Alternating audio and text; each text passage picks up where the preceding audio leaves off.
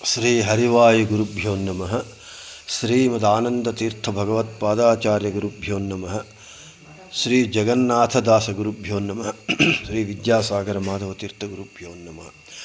ಹರಿಕಥಾಮೃತಸಾರ ಗುರುಗಳ ಕರುಣದಿಂದ ಆಪನಿತು ಪೇಳುವೆ, ಪರಮ ಭಗವದ್ಭಕ್ತರಿದನಾದರದಿ ಕೇಳುವುದು. ಪಾದಮಾನಿ ಜಯಂತನೊಳು ಸುಮೇಧ ನಾಮಕ ನಿಪ್ಪ ದಕ್ಷಿಣ ಪಾದದುಂಗುಟದಲ್ಲಿ ಪವನನು ಭಾರ ಭೃದ್ರೂಪ ಕಾದುಕೊಂಡಿಹಟಂಕಿತರ ಮೊದಲಾದ ನಾಮದಿ ಸಂಧಿಗಳಲ್ಲಿ ರೈದು ರೂಪದಲ್ಲಿದ್ದು ಸಂತತ ನಡೆಸುತ್ತಲೀ. మన హరికథామృత సారము పాఠంలో మాతృకా సంధి యందు నిన్నటి రోజున మనకు సంబంధించినటువంటి వస్తువులు, మనకు కావలసినటువంటి వారి యందు భగవంతుడు ఉన్నాడు, వారిని పోషించటము, వారికి కావలసినవి అందించటము అనేటటువంటిది వారి యందు ఉన్నటువంటి ప్రత్యేగాత్మ నామక భగవంతుని యొక్క పూజ అని అనుసంధానం చేయమని చెప్పి, ఈరోజు మాతృకా సంధి యందు చివరి పద్యమైనటువంటి 32వ పద్యంలో ఆ భగవంతుని యొక్క అనుగ్రహాన్ని పొందడానికి ఏ విధంగా మనము జ్ఞానానుసంధానం చెయ్యాలి అనేటటువంటి విషయాన్ని చెబుతున్నారు. దేవదేవేశన సుమూర్తి కళేవరಗಳೊಳಗನವರತ ಸಂಭಾವಿಸುತ ಪೂಜಿಸುತ ನೋಡುತ ಸುಖಿಸುತ್ತಿರು ಬಿಡದೆ, ಶ್ರೀವರ ಜಗನ್ನಾಥ ವಿಠಲನು ತಾವೊಲಿದು ಕಾರುಣ್ಯದಲ್ಲಿ ಭವನೋವ ಪರಿಹರಿಸುವನು, ಪ್ರವಿತತ ಪತಿತ ಪಾವನನು. ಪದಚ್ಛೇದಂ. ದೇವ ದೇವೇಶನ ಸುಮೂರ್ತಿ ಕಳೇವರಗಳೊಳು ಒಳಗೆ ಅನವರತ ಸಂಭಾವಿಸುತ್ತ ಪೂಜಿಸುತ್ತ ನೋಡುತ್ತ ಸುಖಿಸುತ್ತಿರು ಬಿಡದೆ, ಶ್ರೀವರ ಜಗನ್ನಾಥ ವಿಠಲನು ತಾ ಒಲಿದು ಕಾರುಣ್ಯದಲ್ಲಿ ಭವನೋವ ಪರಿಹರಿಸುವನು, ಪ್ರವಿತತ పతిత పావనను. ప్రతిపదార్థం. దేవ రుద్రాది దేవతలు మొదలుకొని తృణాంత పర్యంతము ఉన్నటువంటి దేవతా వర్గమునకు, దేవ శ్రేష్ఠులైనటువంటి వారికి దేవత అయినటువంటి జీవోత్తములైనటువంటి ముఖ్య ప్రాణులకు, ఆ ముఖ్య ప్రాణులకు ఈశన స్వామి అయినటువంటి భగవంతుని అంటే సర్వోత్తముడైనటువంటి శ్రీహరి యొక్క సుమూర్తి దివ్యమైనటువంటి ఆ భగవంతుని రూపములను కళేవరಗಳೊಳಗೆ, ఈ జీవుల 4 దేహములు, స్థూల దేహము, అనిరుద్ధ దేహము, లింగదేహము, ఈ స్వరూప దేహములందు అనవరత భగవంతుడు జీవుల యొక్క ఈ 4 దేహములందు ప్రతినిత్యము, ప్రతిక్షణము, అనుక్షణము ఆ ఉన్నటువంటి ఆ భగవంతుని రూపములను సంభావిసుత మనస్సునందు అనుసంధాన పూర్వకముగా ధ్యానము చేస్తూ, పూజిసుత హృదయ కమలంలో ఉన్నటువంటి బింబరూపి భగవంతుని మనము పూజ చేసేటటువంటి పదార్థముల గతమైనటువంటి భగవద్రూపములను మన బింబరూపి భగవంతుని ఐక్య అనుసంధానం చేయాలి. అంటే పూజా ద్రవ్యగత భగవద్రూపము, మన బింబరూపి భగవంతుడు ఇద్దరూ ఒకటే అని ఐక్య అనుసంధానం చేస్తూ, ఈ విధంగా ఐక్య అనుసంధానం చెయ్యటమే భగవత్ పూజ అని పిలువబడుతుంది. చేస్తూ నోడుత ఆ భగవంతుని యొక్క రూపములను అంతర్నేత్రములతో చూస్తూ, బిడదే వదలకుండా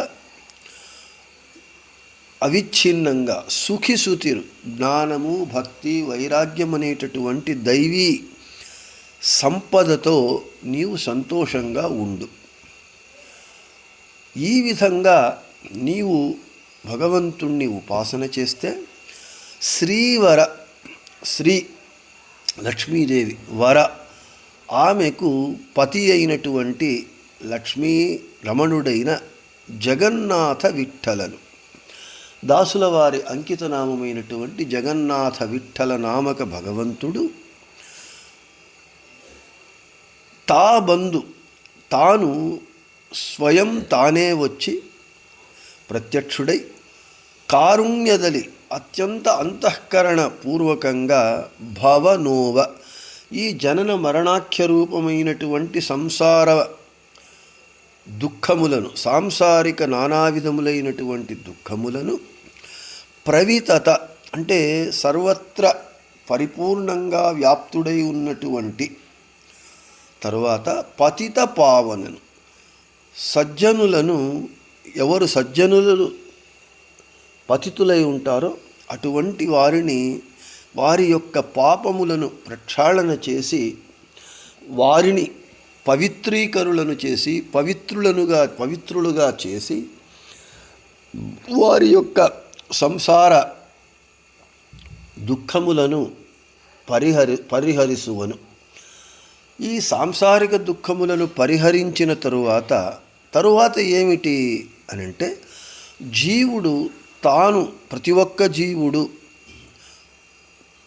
కోరేటటువంటి 4వ పురుషార్థమైనటువంటి శాశ్వతమైన శుద్ధమైనటువంటి సుఖమనేటటువంటి మోక్షాన్ని అనుగ్రహిస్తాడు భగవంతుడు అని ఇక్కడ తాత్పర్యం.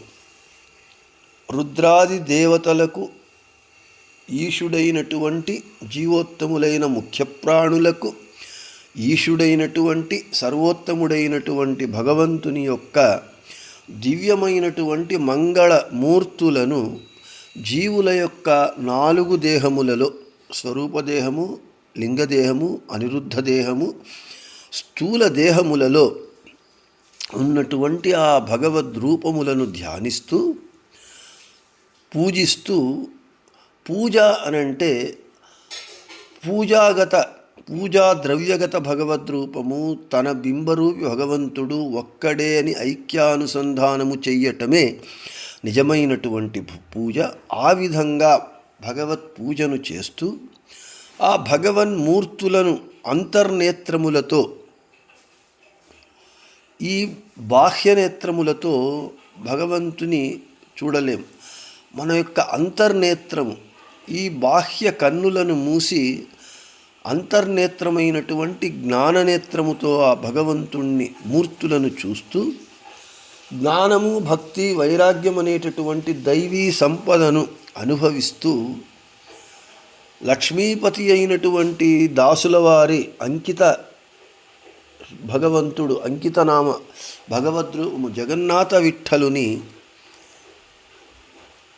అప్పుడు ఈ విధంగా మనము జ్ఞానానుసంధానపూర్వకంగా పూజను చేసినప్పుడు, మానసిక పూజను చేసినప్పుడు ఆ జగన్నాథ విఠ్ఠలుడు తానే ప్రత్యక్షంగా వచ్చి తన భక్తుల మీద అంతఃకరణముతో కూడినటువంటి ప్రేమతో వారి యొక్క సంసార దుఃఖములన్నింటినీ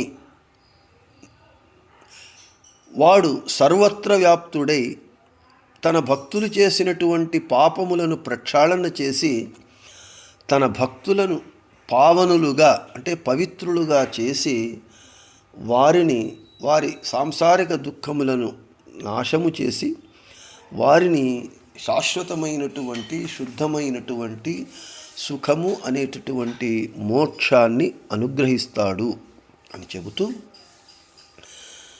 ఇక్కడ అందరి యందు భగవంతుడు ఉన్నాడు. ఇంతకుముందు విత్త దేహ ఆగార అపత్య అని ఏం చెప్పుకున్నాము అంటే భగవంతుడు సర్వత్ర వ్యాప్తుడై ఉన్నాడు. భగవంతుడు లేని చోటు లేదు. అన్ని చోట్ల, అన్ని పదార్థాలలో, అందరి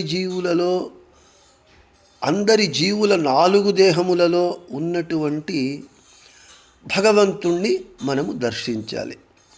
అయితే అన్ని పదార్థాలలో, అందరిలో ఉన్నటువంటి భగవంతుడు ఒక్కడే. అయితే వాడు సమానుడే. వానియందు ఏ భేదము లేదు, హెచ్చు తగ్గులు లేవు. అయితే అధిష్టానములందు భేదముంటూ ఉన్నది, తారతమ్యం ఉంటూ ఉన్నది. ఇదే విషయాన్ని భగవద్గీతలో భగవంతుడు విద్యా వినయ సంపన్నే బ్రాహ్మణే గవి హస్తిని శునిచైవ స్వపాకేచ పండితాః సమదర్శినః. ఇక్కడ పండితులు అంటే జ్ఞానులు. వాళ్ళు సమదర్శనం అంటే భగవంతుణ్ణి సమానంగా చూస్తారు. ఎక్కడెక్కడ ఉన్న భగవద్రూపములను అని అంటే విద్యా వినయ సంపన్నే బ్రాహ్మణే. విద్య వినయము రెండూ ఉండడం కష్టం. విద్య ఉంటే వినయం ఉండదు, వినయం ఉంటే విద్య ఉండదు. ఈ విద్య వినయ వినయము ఉన్నటువంటి రెండూ ఉన్నటువంటి బ్రాహ్మణుడు శ్రేష్ఠుడు. విద్యా వినయ సంపన్నే బ్రాహ్మణే.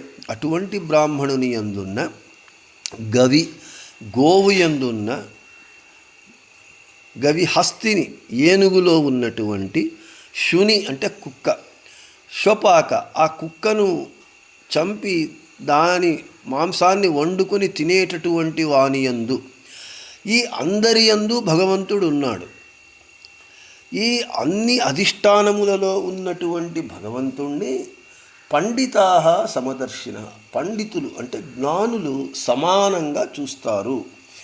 అంటే ఆ అధిష్టానములందున్నటువంటి భగవంతుడు సమానము, భేదము లేదు, తారతమ్యం లేదు, హెచ్చు తగ్గులు లేవు. అయితే అధిష్టానములకు తారతమ్యం ఉంటూ ఉన్నది. అదే చెబుతూ ఉన్నారు.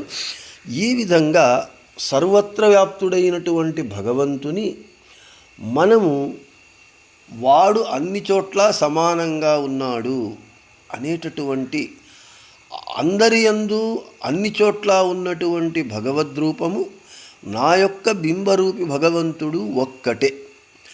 మమస్వామి హరిర్నిత్యం సర్వస్య పతిరేవచ. మమస్వామి హరి, నా స్వామి భగవంతుడు శ్రీహరి. వాడు నిత్యము సర్వస్య పతిరే, వాడే అందరికీ ప్రభువై ఉన్నాడు. దీనినే దాసుల వారు ఎన్నస్వామి నీ సర్వస్వామి భిన్న రహిత నిఖిల జగదంతర్యామి. హే స్వామి, నా స్వామే నీవు, నీవే అందరికీ స్వామి. అందరి యందు ఉన్నటువంటి నీవు, నాయందు ఉన్నటువంటి నీవు ఇద్దరు ఒకటే, వేరు కాదు అని చెబుతున్నారు. దానినే ఇక్కడ జగన్నాథదాసుల వారు మాతృకా సంధిలో చివరి పద్యంగా చెప్పి ఈ మాతృకా సంధిని ముగించిన తరువాత మనకు ఈ మాతృకా సంధి మనకు చాలా అనేక ప్రమేయ విషయాలన్నింటినీ చెబుతూ ఉన్నది. చెప్పిన తరువాత ఈ మాతృకా సంధిని మంగళం చేస్తూ ఉన్నారు. ఈరోజు ఈ మాతృకా సంధి మంగళం ఏకాదశి కాబట్టి మాతృకా సంధిని ఈరోజు కాకుండా రేపు ద్వాదశి రోజు, రేపు మీరు టెంకాయను భగవంతునికి పూర్ణ ఫలాన్ని టెంకాయను భగవంతునికి సమర్పించి ఈ మంగళ సందర్భంగా మీరు దానిని ప్రసాదాన్ని స్వీకరించండి అని చెబుతూ, మీరు రేపు భగవంతునికి ప్రసాదాన్ని సమర్పించి ఆ ప్రసాదాన్ని స్వీకరించండి అని చెబుతూ 9వ సంధి అయినటువంటి వర్ణ ప్రక్రియ సంధిని మనము రేపు ప్రారంభించుకుందామని చెబుతూ, మన 32 ఫలశ్రుతి సంధితో చేరితే 33 సంధులవుతాయి. అందులో మనము ఈరోజు 8 సంధులను ముగించినాము. ఇక రేపు 9వ సంధి ప్రారంభమవుతుంది అని చెబుతూ శ్రీకృష్ణార్పణమస్తు, వద్దేశార్పణమస్తు. అందరికీ శుభమస్తు.